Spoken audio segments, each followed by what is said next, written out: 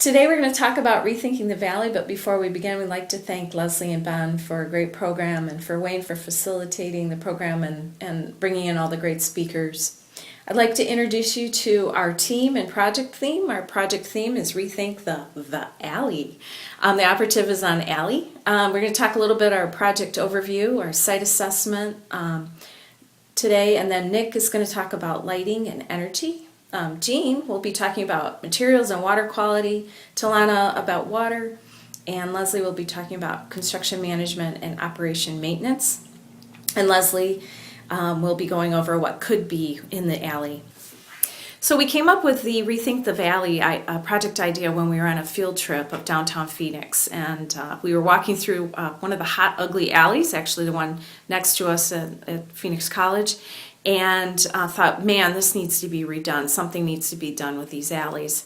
So our concept came to mind, and we thought we were new at it, but we weren't. It's not a new concept, but it should be embraced in Phoenix to make the city more livable, to decrease the heat island and to visually enhance the space and make it more usable for recreational activities such as walking, biking, and cultural enrichment, to spur rejuvenation and leverage which is already in place and make a lasting contribution to the cityscape.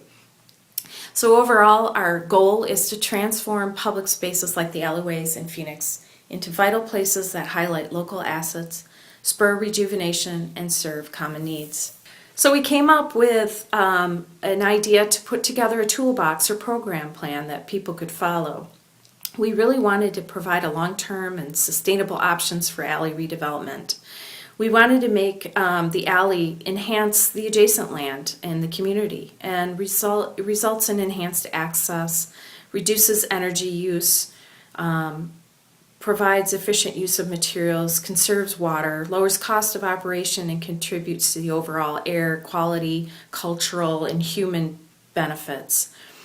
We really looked hard at making the alley a more productive space, and we really wanted to rethink the alley where trash and concrete are not the only focus.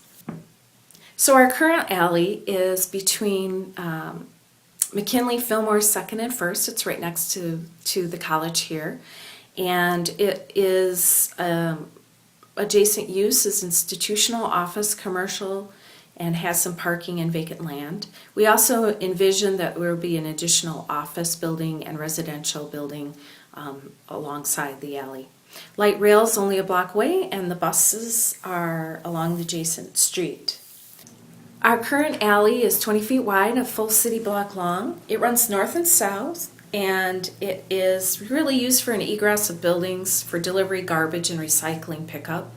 It has asphalt paving that has a drainage culvert in the center, and it slopes slightly to encourage runoff to the southern end of the alley.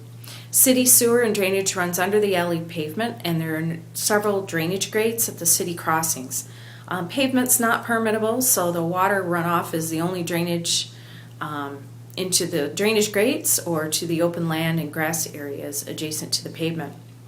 There are no water features, no shade structures, except a few buildings, no benches, no seating, no plants, just some weeds, and it lacks some trees, and there's nothing to protect the pedestrians from the hot Phoenix sun. There's also some inadequate lighting that makes the alley seem unsafe, and there's some electricity poles and wires that string across the alley. There's also some chain link fencing, and no people are present except a few transient people. So the alley is really just a stale environment. So our plan to rethink the valley is to develop a sense of place and develop a plan of revitalization of the alley in Phoenix and encourage a healthy, vibrant environment. So to lay out a plan, Nick is going to first start us off with speaking about energy and lighting.